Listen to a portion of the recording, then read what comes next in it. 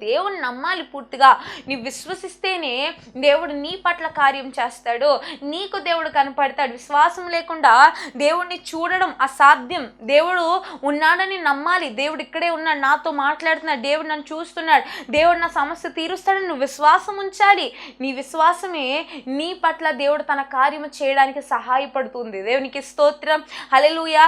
దేవుడికి నీకు మధ్యన ఒక బ్రిడ్జిలా పనిచేసేది ఏంటంటే ఈ విశ్వాసమే. కాబట్టి నీవు చేసే ప్రార్థన దేవుడి దగ్గరికి వెళ్ళాలంటే, దేవుడిచ్చే జవాబు లేదంటే ఆశీర్వాదం నీ దగ్గరికి రావాలంటే మధ్యలో ఒక బ్రిడ్జ్ ఉండాలి, అదే విశ్వాసము. దేవునికి స్తోత్రం, హల్లెలూయా. నీ విశ్వాసం కలిగి ఉండాలి. విశ్వాసం లేకుండా అసలు దేవుడికి ఇష్టడై ఉండటే అసాధ్యం. నీవు ఇష్టంగా ఉండాలి అంటే నీలో ఉండాల్సిన మొదటి లక్షణము విశ్వాసము. అందుకే క్రైస్తవుల్ని విశ్వాసులు అంటారు. విశ్వాసులుగానే ఉండాలి. ఈ రోజుల్లో చూడండి, నేతి బీరకాయలో నెయ్యి లేనట్లుగా విశ్వాసుల జీవితంలో అసలు విశ్వాసమే ఉండట్లేదు.